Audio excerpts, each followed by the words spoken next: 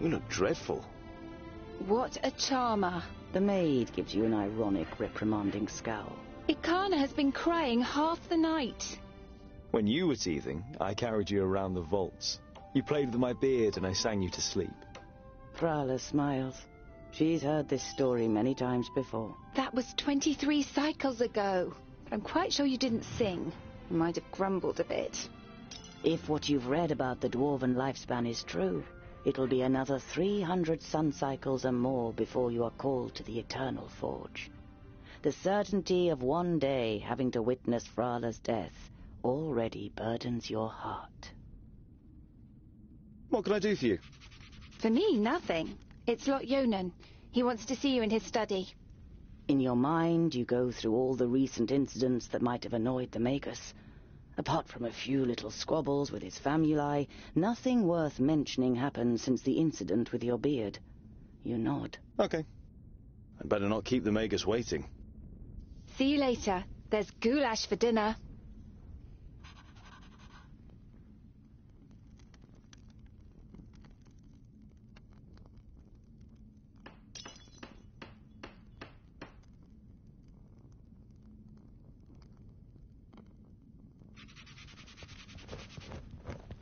Hey, groundling! Come to the kitchen, we need you. Jolison, a 4th degree famulus and your favorite foe among the students of magic, gives you a disparaging glance and disappears without waiting for your reply.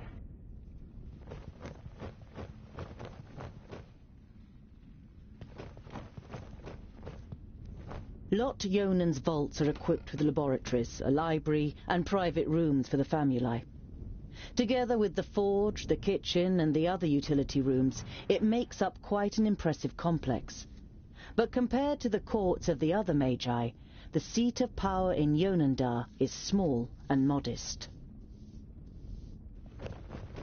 Tangdale! Quick! Or the goulash will get burnt! You immediately recognize what the problem is. A chain running over a pulley for positioning the cauldron is detached from its mounting, and the cauldron stuck in the fireplace. It's a heavy load, and none of the famuli, who feel superior even during kitchen duty, dare do anything. They might burn their fingers, or even get a bit dirty.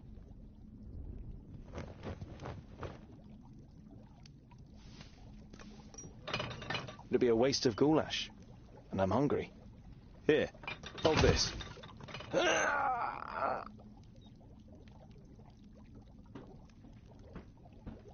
Do you remember when you dyed my beard with some magic spell? I had to shave it off. You stroke your beard, which is unusually short for a dwarf. Damn it! Ah, it's heavy! The young human forces through his pursed lips, letting the pot sink a little. Don't you dare ruin my goulash, boy! The cook with beefy forearms glares at the young man, and after a brief moment, he tries harder. With as much concern in your voice as you can muster, you say, Oh, no, this doesn't look good. You're pleased to notice he's dripping with sweat. I'll get you back for this, groundling!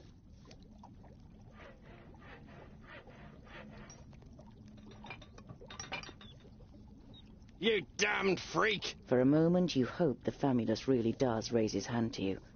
But then he comes to his senses and leaves the kitchen, his face bright red. What a pair you are!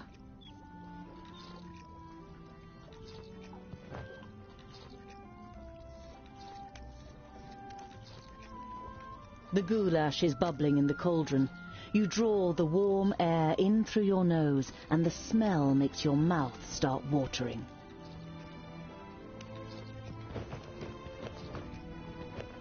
I am your godfather, little one.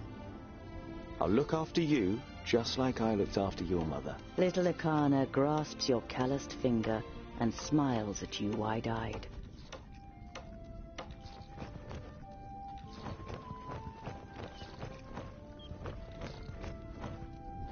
Do you know what Lot Yonan wants? The maid gives you an amused look. She has often accused you of making things more complicated than necessary. Do you know what Lot Yonan... The maid... Vegetables, bread, cheese, but the cook is not to be trifled with. Many painful knuckles have taught you that she knows how to handle her heavy wooden spoon, and that she may possibly have eyes in the back of her head.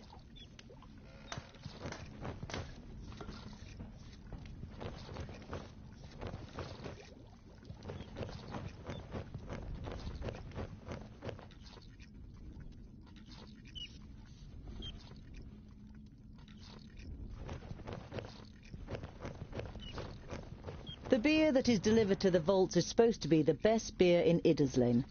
It's certainly your favourite beer, but you haven't drunk enough other beers to truly know.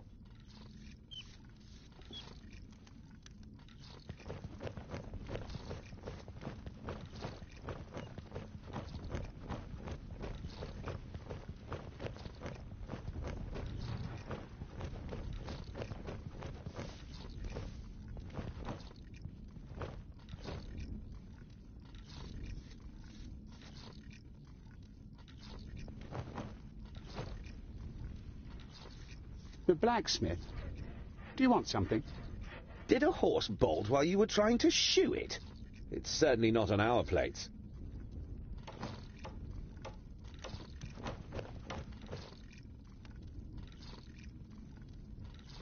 Hey, what are you doing, groundling? We're still eating here. Why don't you go...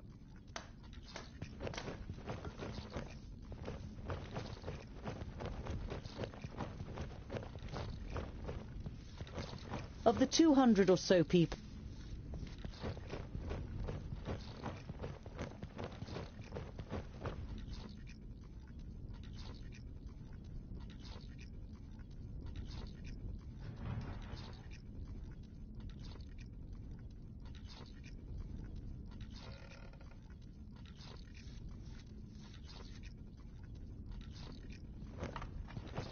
Lot Yonan didn't...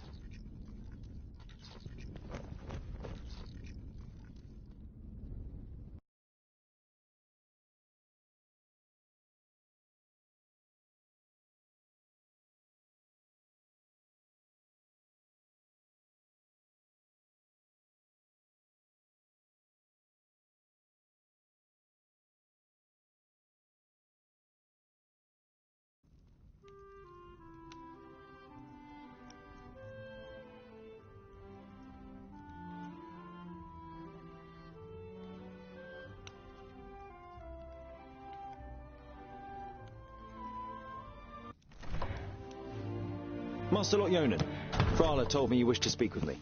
Ah, Tungdil, come in. There is a bag over there in the cupboard. Take it out, please. It contains artifacts belonging to my former famulus Goren. I wish to return them to him. He's in Blacksaddle, 300 miles away. 300 miles? That's a long journey. Who are you going to entrust with this? I was thinking of you. Me? There is no one better to take on this journey. You have acquired much knowledge. You are almost a scholar. You know more than most famuli about Girdlegard and its inhabitants. It is time for you to go out into the world and see it with your own eyes. With pleasure.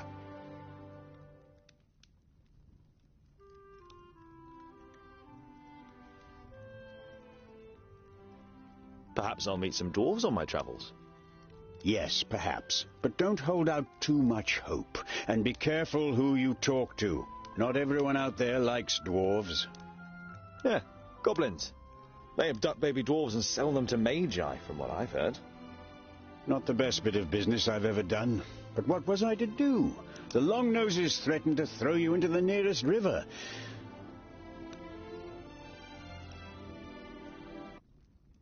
Be on your guard.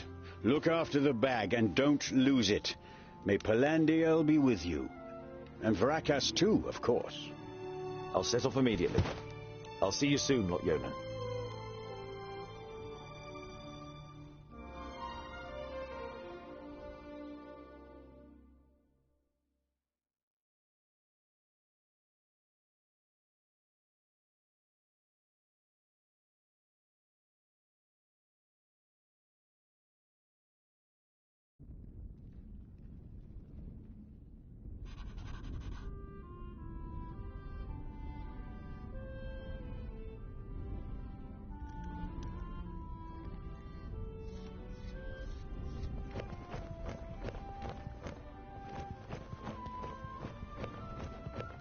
There was a time...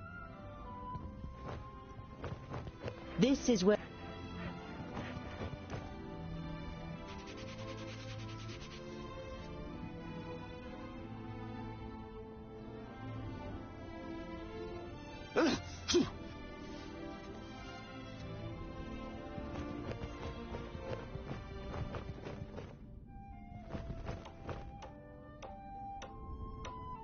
I wonder if dwarves ask Vracus for help on long journeys. The figure on the homemade altar doesn't answer. I wonder if...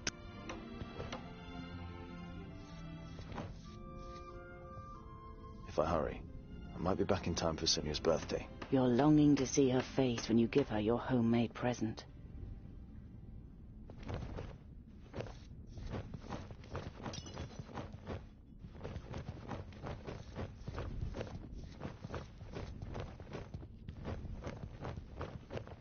There are apparently dwarves who have never seen the sky. And you too feel more comfortable when you have rock over your head. If only you didn't long to see more of the world, a longing that grows stronger with every year.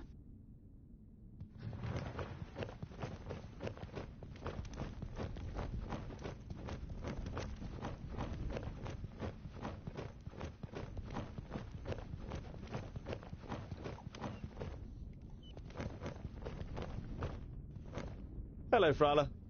Hmm?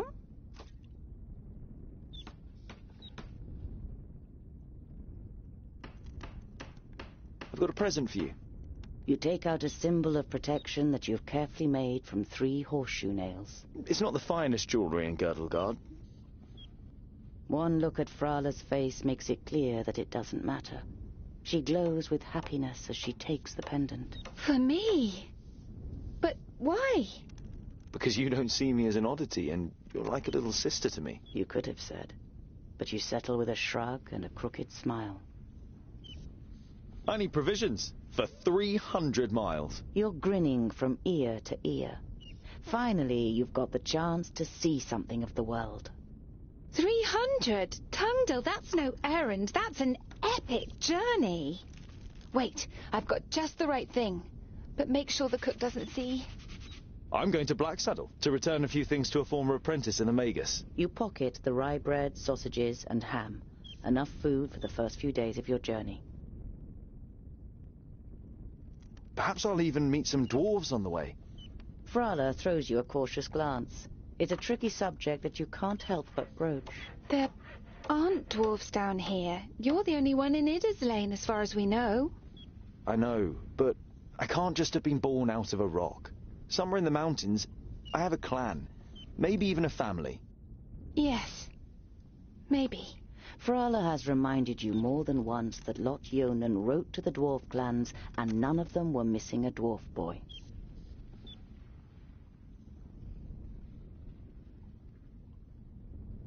I wish you the blessing of Palandial and Vracus to protect you from all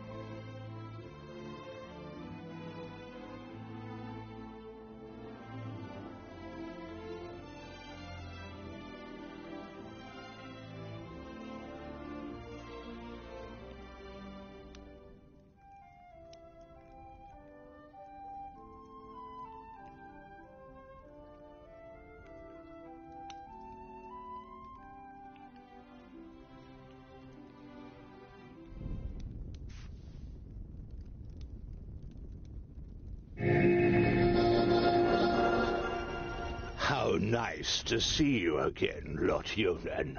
It must have been an age since we last met face to face. Nudin, welcome. Please, sit down. No, thank you, my friend. These are urgent matters, and I don't have much time. You must come to Leos Nudin immediately. The perished land is stirring. Are you sure? What makes you think that? I found out about 60 orbits ago, during a visit to the borders. Our magical barriers have weakened and become porous. The Elfar have left their land, and a huge horde of orcs have marched into Girdlegard. Were you able to strengthen the spell with your magic? No. I can't repair the damage alone. We need the combined power of the 6. The other 4 are already on their way here, but we need your help too. I will set off for Parista without delay. Oh, and as you're coming, could you also take the opportunity to bring back the things that I lent to you? Of course. I have them already packed in a bag. Oh, thank you. We'll be expecting you.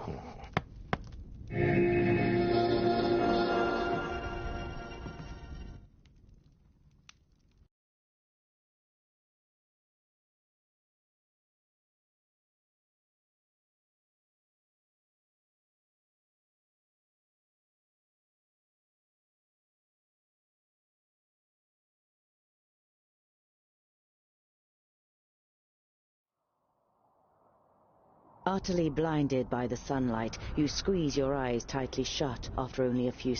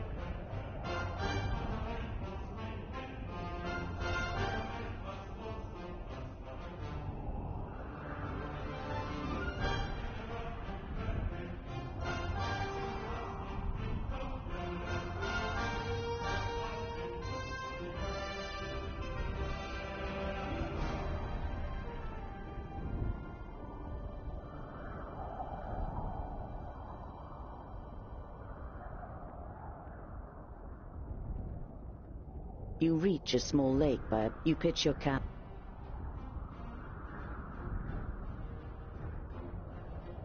Around midday, with the sun high in the sky and the first beads of sweat appearing on your forehead, you see something move next to the road, a few hundred meters.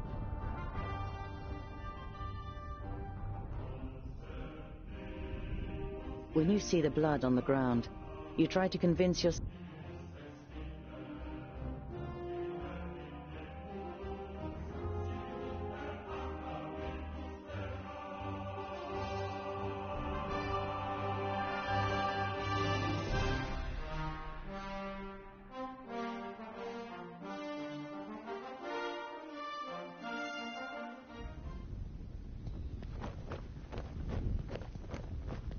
A slender man lies in front of you, dressed in an expensive robe.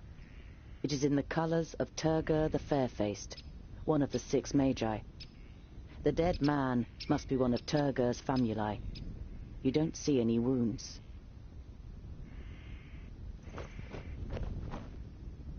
You look down on a tall, broadly built man. He's wearing dark brown leather armor that is strengthened with iron plates. There's a sword lying next to him. Was he trying to defend himself against something? Or someone? There is no blood on the sword.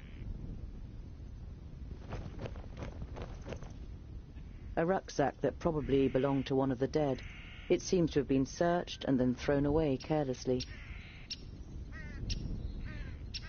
You find a few implements, some provisions, and a map. A route is drawn on it from Parista, Nudin's capital, to Lot-Yonan's vaults.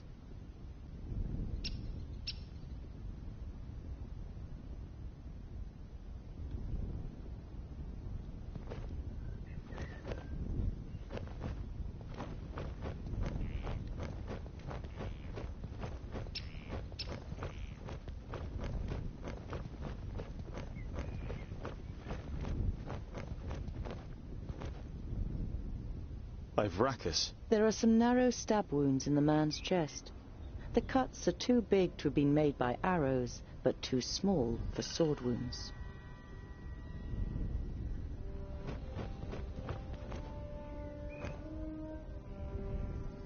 The man has the same incisions. It's clear that both men were killed by the same weapon. But what that weapon might be, you cannot say.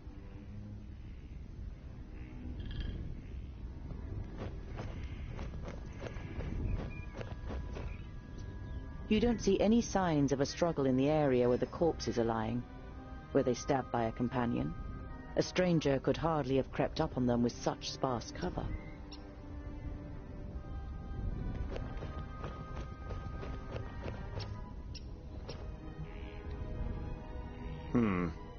Nothing.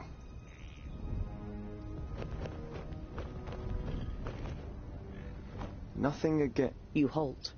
There is something. Another rucksack? You open the rucksack and recognize that someone has already rummaged through it. As well as some implements and writing utensils, you find a pouch full of gold and a talisman. The gold is proof that this is not a case of robbery.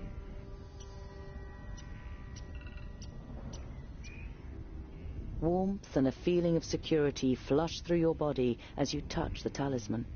You feel safer just holding it in your hand. I'm taking you with me.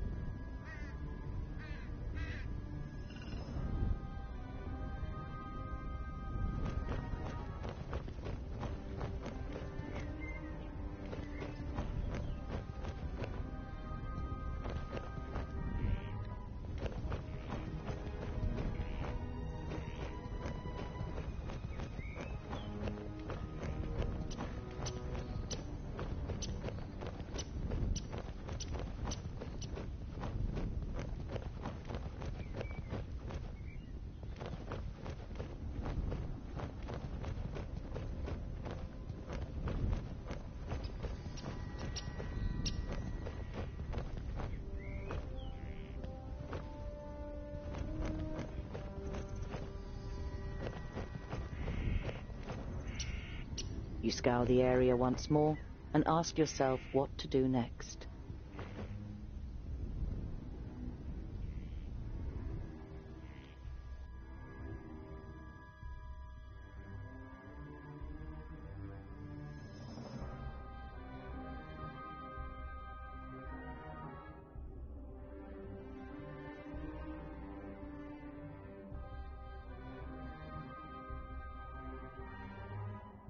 It's time-consuming and strenuous work digging shallow graves in the ground with a stick and covering the corpses with a few stones. But it should at least keep the crows from their feasting for a while. You continue on your way so as to put a few more miles between.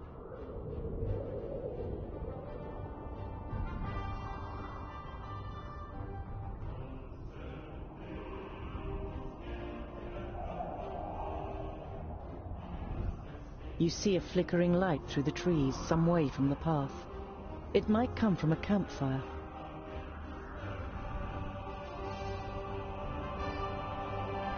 You walk towards the fire with confident strides until you finally make out 3 broad-shouldered men with axes. 2 rabbits are sizzling over the fire. The men are joking with one another, but you can only understand the odd word. They haven't noticed you yet.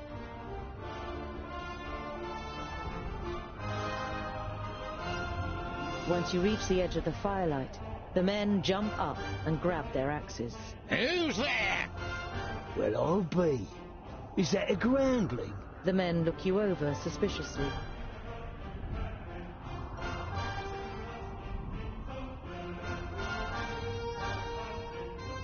My name is Tungdil. May I know with whom I have the pleasure?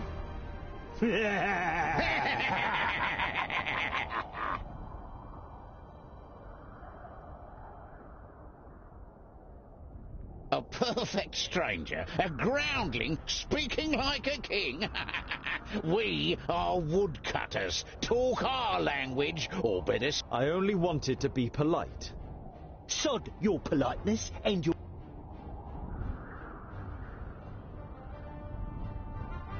You shrug your shoulders indifferently and take 3 small... Good! And don't even think about coming back to stab us in the back or steal from us. We'll keep guard. There's nothing here for groundling scum.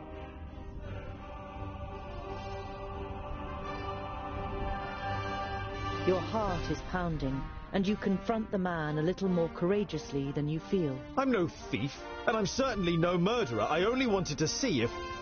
Pah! All groundlings are thieves and good-for-nothings. You find it difficult to take control of your voice again. Have you met many dwarves? Enough to know that you're all dirty thieves.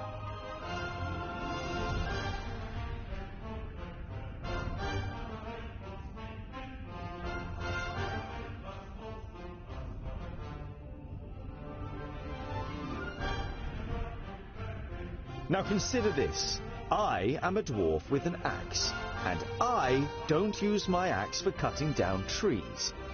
The men are visibly unsettled and lower their axes a little. The next morning, visions of axes, faces full of hate, fists and heavy boots flicker through your befuddled mind. Your first attempt to move fails when pain shoots through every bone, every muscle, and every nerve in your body. It's a long time before you manage to... You reach the banks of the Warder and can see Axeldale on the other side, but there isn't a bridge for far and wide. The fishermen's boats glide over the water, which sparkles in the sun. None of the men seem to notice you while they throw out their nets. You look at the cold, dark water. The current seems so strong that they could carry off even the most experienced of swimmers. And you aren't even a mediocre one. You once read a legend in a book. Elria, the goddess of water, did not like the children of the forge and cursed the dwarves, so that they would drown in any waters beyond their kingdoms. The main reason that dwarves avoid water to this day. You leave. You look down on a large village on the banks of the Warder. Some of the village is built on stilts in the river. A wooden bridge spans the fast-flowing water. A huge wooden palisade has been erected to protect the village.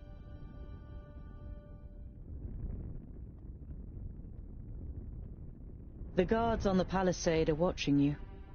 Their armor looks well cared for and well made. The smith who made them knew what he was doing. You conclude that the men depend on the protection the armor offers and aren't just wearing them to look good. They're certainly not villagers.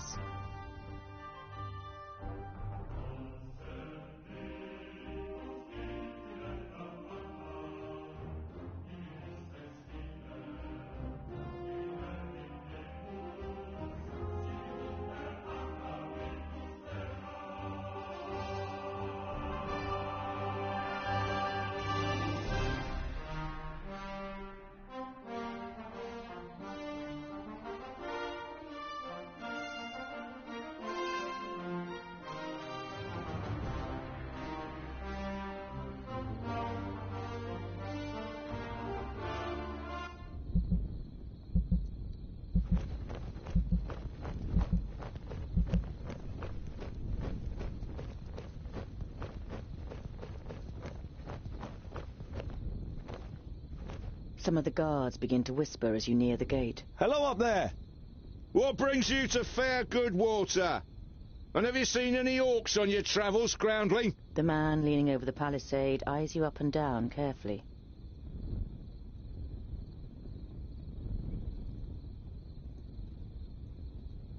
Goodwater is well known for its hospitality. A fact that you've just made up yourself. Let me in, and I will tell other travellers all about it. I regret to inform you that we cannot allow you to enter. The gates stay closed once night has fallen. There is certainly no regret showing in the man's face.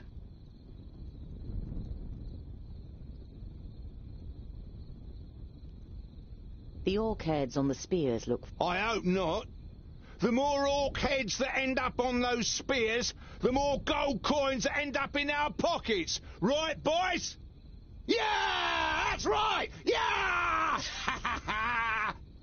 We've killed our fair share of orcs and know how to motivate them. Those ugly mugs will spur them on, and then they'll perish in front of our gates. Two things become clear to you. Firstly, that the mercenaries the villagers have hired are excellent at killing orcs, and secondly, that they sadly have no brains at all. When did you kill these orcs? Yesterday. We caught a couple of their scouts first. The others tried to take revenge in the evening. Let's see who'll turn up today.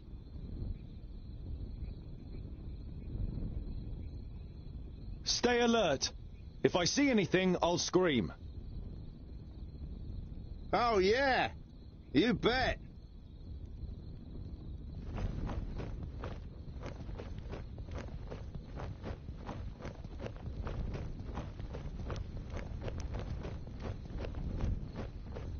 You think about waiting by the fire until the morning.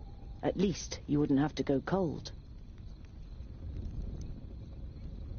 You hardly slept a wink during the night, jumping at the slightest sound. At least I wasn't cold.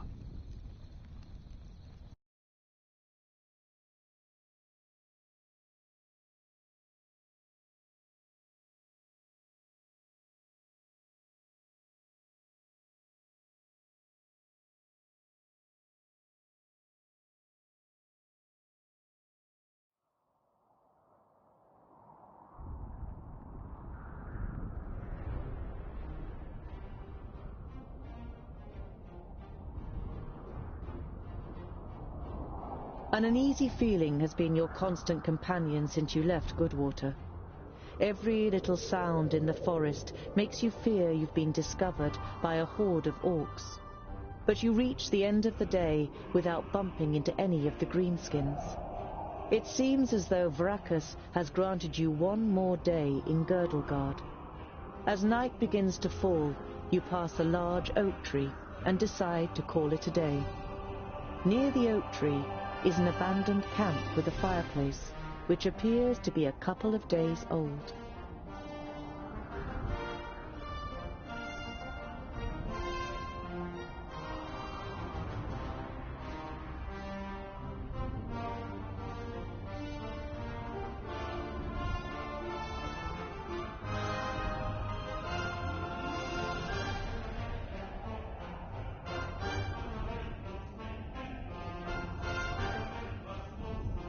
You take over the abandoned camp as your own. Whoever slept here before clearly left again without any problems. You see that as a good omen and lie down to sleep. You dream of orcs who creep up on you in the night, and even imagine you can smell the rancid fat of their armor. The stench gets stronger and makes you gag. You force your eyes open and look straight into the face of an orc who is holding a knife to your throat. Before you fully realize